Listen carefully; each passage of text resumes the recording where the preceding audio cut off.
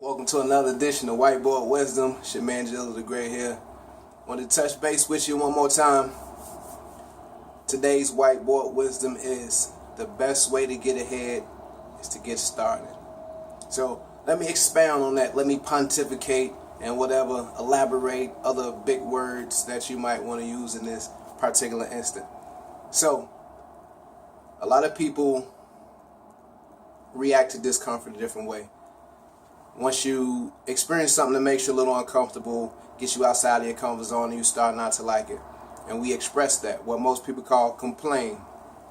You complain about where you are, your situation, your job, your living arrangement, the car you drive, your significant other, where you be married, dating, whatever. A lot of people express that discomfort that they feel and complain about where they are.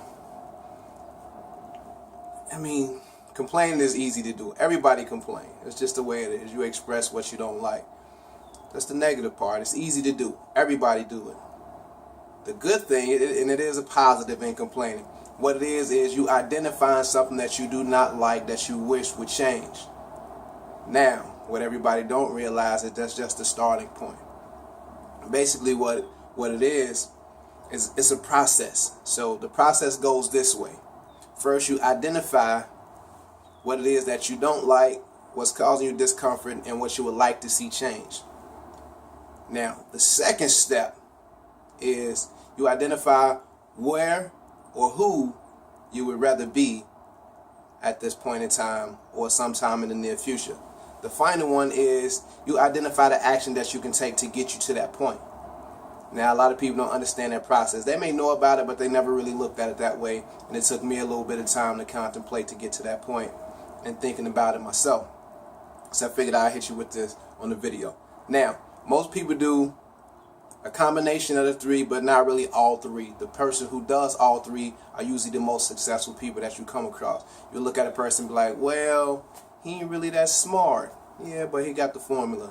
He put the process together. It's not really that attractive.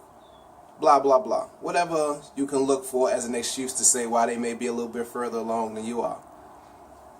You be the judge of that one. That's not for me to talk about. Now, if you only do number one, where you identify the problem and you express what your discomfort is for some things, that's just you focused on the situation.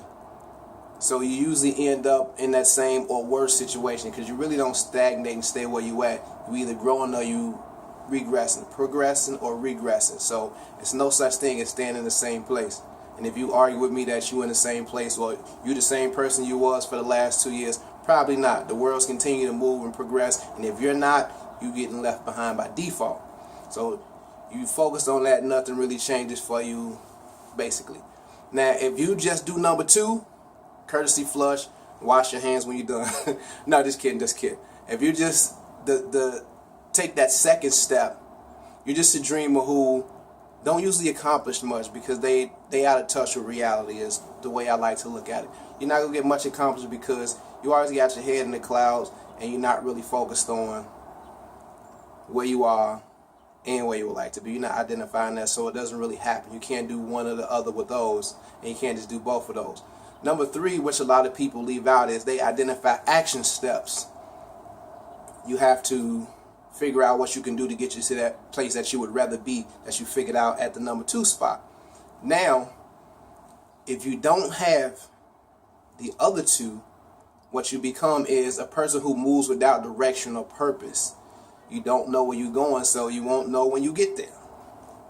Usually you don't accomplish much either. So in any of those, if you're just one person doing one of those three things, you're going to end up with not much success. But because if you think about it individually, neither one of those steps are really going to change your life dramatically. It may change it a smidgen, just a little bit or whatever.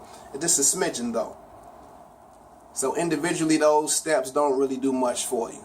But if you combine all three of those, it's a synergistic effect. Say that 3 times. Synergistic effect that allows you to be a little bit more successful, a little bit more productive, to see a little bit more fruit on the tree.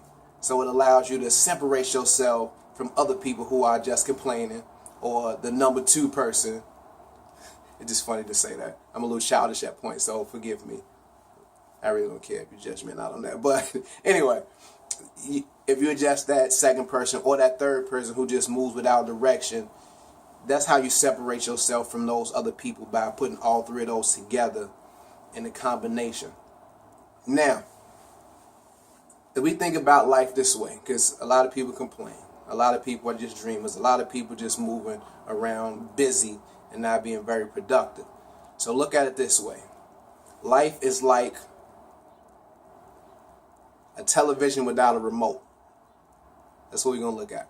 It's like a TV without a remote. If you don't like what you're seeing on TV, what you do, you have to get up and change it. Unless you got kids, you can call them in the room and change the TV for you. My kids hate that. But you have to get up and change it yourself. Nobody can really do that for you, especially if you're in the house by yourself. You got to get up and change it. And life is the same way. If you don't like that thing that's causing you that discomfort, it's making you dis-ease, you at ease, and you want to change it, you have to get up and do it yourself. First, you have to identify what the problem is. Second of all, you have to identify who or where you would rather be. And then third, you have to identify action that you can take to get you to that point that you just decided you would rather be at. Now, if you just want to complain, you're not going to do nothing. If you decide you don't want to do nothing, don't say nothing, because nobody likes a complainer. You're not a champion just because you complain a lot. It's some sort of contest. No statues would ever erected for people who just complain and criticize everything. So, in today's whiteboard wisdom, the best way to get ahead is to get started on where you would rather be. If you find this helpful, you can like it, share, leave a comment, suggestion. Get this out to a buddy who may need it. Each one teach one. And as always, expect greatness.